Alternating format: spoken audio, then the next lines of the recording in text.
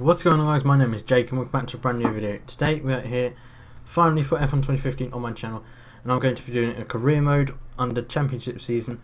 And see, we have the day one patch with Manor in the game, but we are going to be driving for Ferrari and Sebastian Vettel. And we're not going to choose easy, medium, hard or expert. We're going to go straight into legend, and we're going to choose a normal weekend with 30-minute practice, short qualifying and a 50% race. So going on to race settings, legend AI, no flashbacks. Part firmware was on and vehicle damage on full. No assists apart from corner lines and manual and suggested gears. But without further ado, let's get on to the Australian Grand Prix.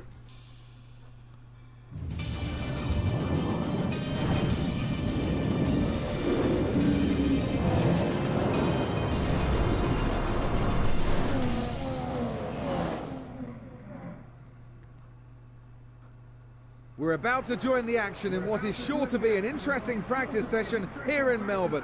It's not long until we get the session underway and we'll have some cars appearing out on the track. The teams will be visiting tracks across 5 continents as they battle it out for both the drivers and the constructors' championships. What race on the calendar do you think the teams will have a special eye on this year? Well, I think the teams will be looking forward to the Mexican Grand Prix, which is being held back at the Autodromo Hermanos Rodriguez in Mexico City. It was last run way back in 1992. This year sees Honda return to the sport, reforming one of the greatest partnerships in F1 history with McLaren. Do you think they can rekindle the success they had during the 80s and the 90s? It won't be easy, but yes, I think so. It's been a tough few years for McLaren with the loss of Hamilton, Mercedes withdrawing as a shareholder and major investor in the team, and losing technical director Paddy Lowe. This could mark the start of their return to prominence. So here we are for practice in the Australian Grand Prix, and Jeff is talking to us saying he's happy to have us on board, and my success is his success. And obviously, as he's just now saying, if you need anything, we just need to let him know. But let's go on to the setup. So we are going to load up our setup that we have already made, and it's the third one down. And as you'll be able to see, we have 1010 wings. That's because I like a car that has a good front end that can really turn in, and the back end doesn't step out too much either, but if it does, it's enough that I can correct it, so we don't really spin and lose and damage our car. But now coming out, and it's the first time, as Jeff will say, the car is running since winter testing, and it's our first lap in practice for the Australian Grand Prix. We've run a little bit wide, and now we lock up and nearly run off the track, but we don't, as Jeff is now saying. First time the car has run since winter testing. And now as we come out the final corner, open the DRS, shift up through the gears to start our lap, and we get up into 8th gear right now. And now coming up to the first corner, braking, coming down to 3rd gear as the car has come out of the pits after that has been passed on by Nardo in the Lotus. And now as we are going on to the end of my first lap in the practice, we're losing the back end, but it's going pretty well at the moment. And now open the DRS, and on the run up to the line we set a 131.0, I believe that is. And now as we are going on to our fastest lap in qualifying, coming around the final corner now and opening the DRS and shifting up again through the gears. At the moment you can see we're in 6th and we're on the option tyres, and we set a 128.6, I believe that is. And it's now coming up to the first corner, braking again. We actually went for 2 more laps, so we did 12 laps in total. But we end up the session in a sign of things to come this weekend, the Mercedes drivers have topped the timesheets in today's practice session. So, as David Croft just said, the Mercedes did top the practice session with my teammate Kimi Raikkonen being best of the rest in 3rd. Then it's 2 Williams of Valtteri Bottas and Felipe Massa. I'm in 6th, and Ricciardo is in 7th. And the McLaren Honda's not having a good time, but being just ahead of the Manor cars, with Merrion last and Will Stevens in 19th. But it's interesting to see that McLaren's were running one car on the options and the other on the primes, and Alonso was on the options, Bottom was on the primes, and that explains quite a bit. Welcome to Melbourne, where qualifying for the Australian Grand Prix should be getting underway shortly. With the first qualifying session of the season about to start, we should find out the performance level of the new cars and who might be contenders for this year's championship. but with rain falling, it's going to mix up the field. We expect the Mercedes power unit to be strong this season, but with today's weather, we may not get a true indication of which team came out strongest from pre-season testing.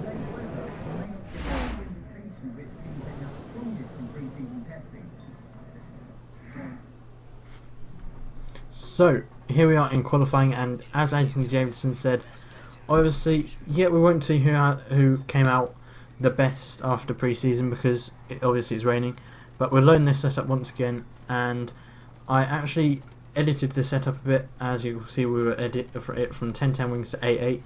I tested that in practice, and it still gave me good turning and a back end pretty good grip, but it also helped down the straights a bit, so it's kind of a mix of the both, so it should do pretty well. And in qualifying, even though it's wet, it's not really that much of a bad thing, you know, we can still do well. And here I believe I was looking at the weather to see if we can see what it's going to be like in the race tomorrow, but we can't. But I think that this setup will fare pretty well in practice and in qualifying.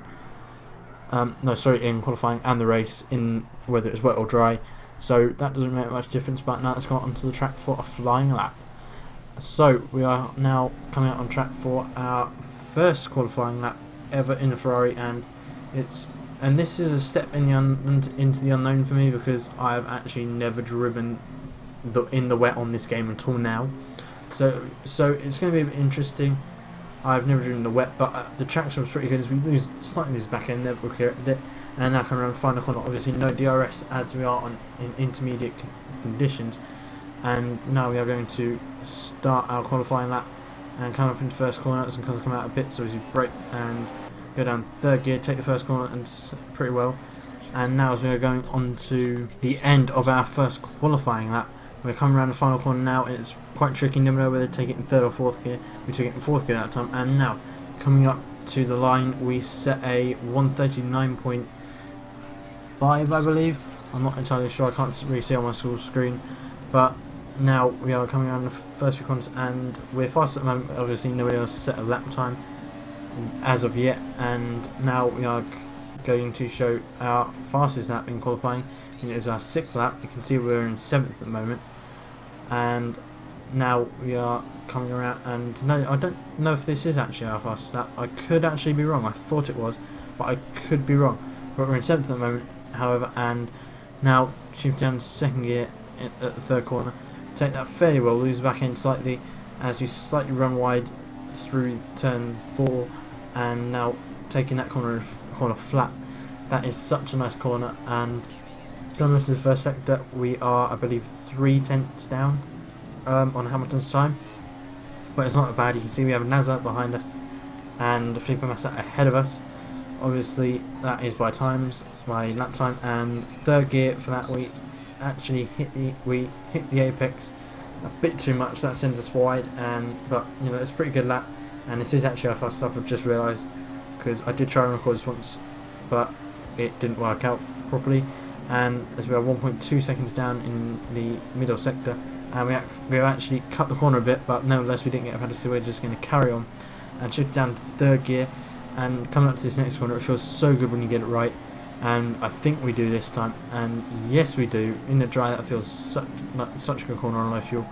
And second gear for the penultimate corner, and now as we're coming around the final corner to get onto the straight, obviously again no DRS because of the wet conditions, but coming up to the line we set a 134.245, and that kept us in 7th, I believe. And obviously we're disappointed, but you know, that's racing, that's the way things go, and we can't change that.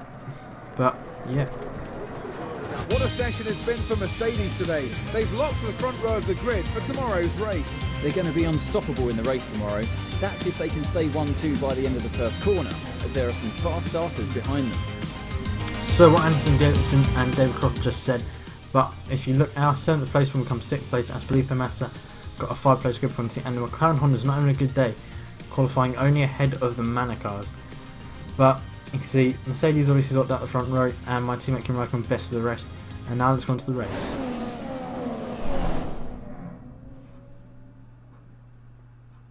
The crowd are here, and they're here in numbers for the first race of the season. Welcome to the Australian Grand Prix. It's a great position for Lewis Hamilton to start the season from, and one that he'll be hoping he can capitalise on and turn into a race win today. Well, we all know that Lewis has raw speed, and if you give him a fast car, he'll win races. So if he can stay out front by the end of the first few corners, I'm sure he's going to be very difficult to beat. Kimi Raikkonen has been outperforming his fellow world champion teammate throughout this weekend, so he'll hope to continue doing so through the race this afternoon. The first person any Formula One driver wants to beat is his teammate. And never has that been truer than at Ferrari, where we've seen a sizzling intra-team rivalry between two ex-world champions.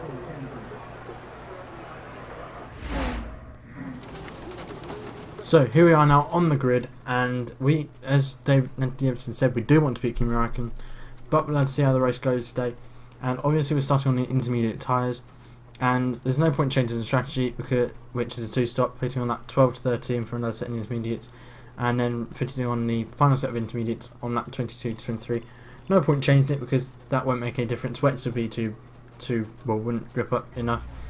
Well, actually they'd have too much. Well, we've just begun to reset, and dry tyres we'd have no grip whatsoever. But now 5 red light and away we go, and we actually get a better start than I've had in the dry when I've done some other races. And we've dropped down to 7th, obviously as we started because people are starting 11th, but we get back up into 6th and going final through the first corner. We have a little bit of snap of oversteer, I believe, but coming up to turn 3, and I think we were thinking about overtaking Daniel Ricciardo, but we thought we're way too far back. There's no point doing that. It would be stupid. And now finally through turn 4, we are trying to stay close enough to Daniel Ricciardo to make a pass on him, not through there, but maybe coming up into the next corner, which is the third gear corner. And we actually didn't go for the move, tap Daniel Ricciardo and run wide, but nevertheless we get the pass done with no penalty.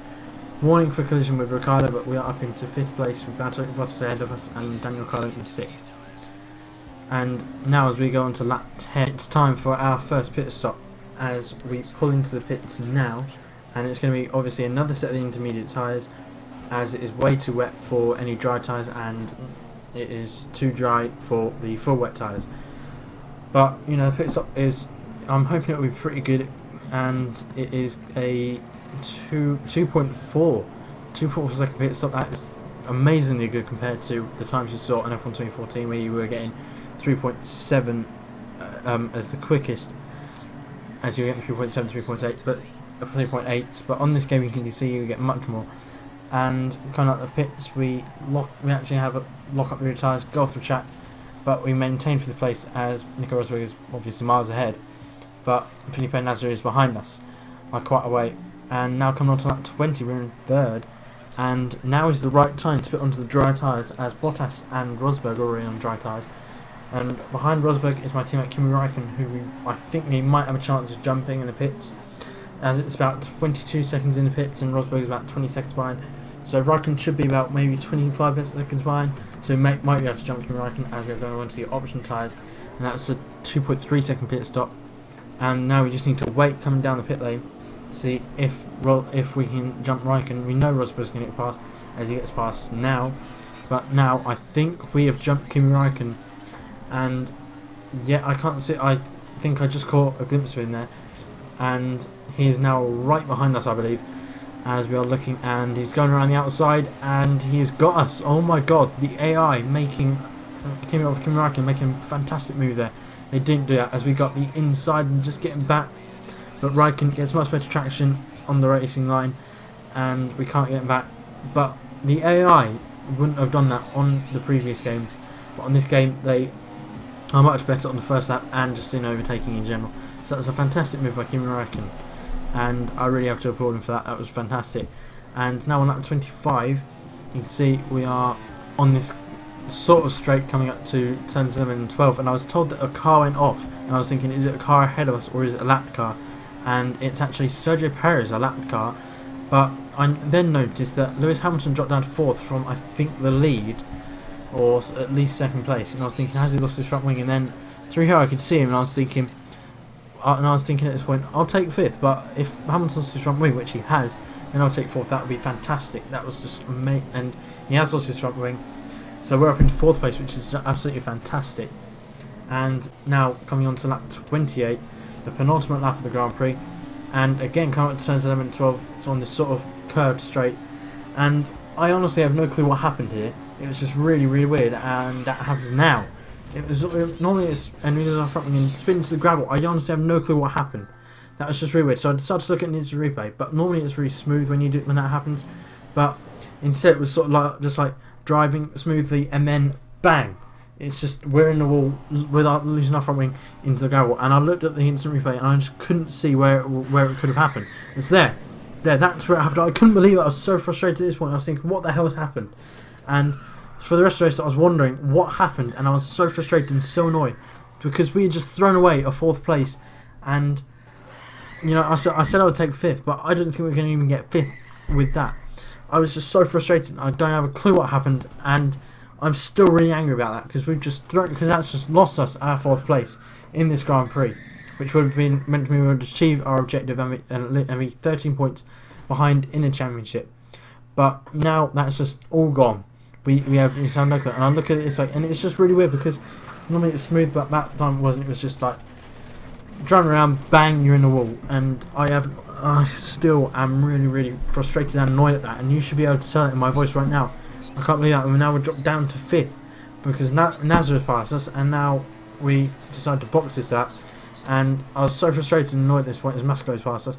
I actually set the prime tyres, and then I had to start again, and well, I didn't start again. I had to change tyres to set to the options for my next stop because we only got one lap to go. There's no point using more tyres, well, prime tyres if we don't need them.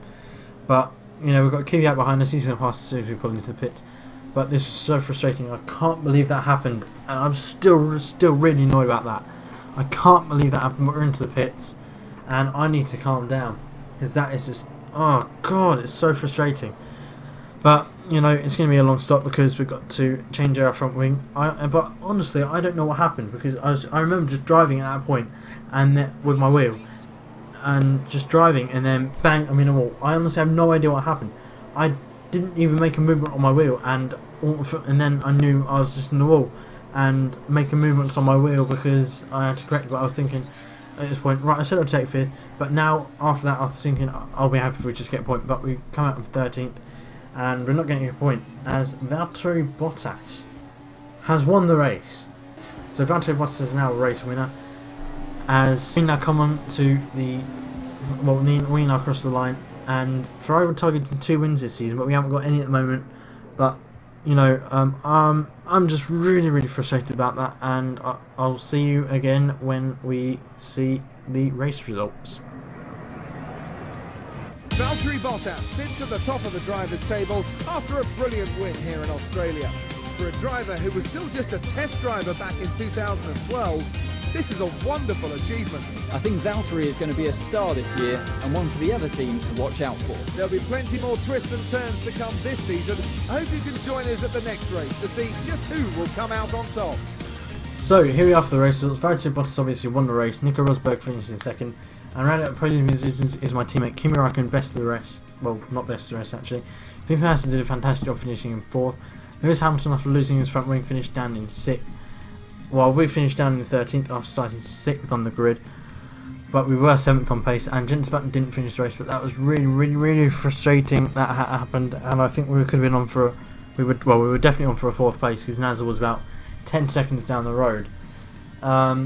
Yeah, but as I said, I'd be happy with 5th, but you know, this is racing, and there's nothing to change it. So, yeah, here we are for the driver standings. Obviously, it's exactly the same as race results, but yeah, I'll just have to come back for the next race and see what we can do. You know, the constructors is the main one, as well as the drivers. As now we're on the constructors, Williams lead the way, 9 points ahead of Mercedes, and Ferrari are in third, 20 points behind Williams. And 11 points behind Mercedes, so we'll just have to try and get that back. But that's it for this video, guys. If you did enjoy it, please give it a big like, comment down below what you thought, subscribe if you are new for F1 content. You can follow me on Twitter at F1HeadPetrol. As always, there's a link to that down in the description, and you can also look in the description to join Freedom as a partnership. And I have just joined them, and it should be good. But I'll see you next time.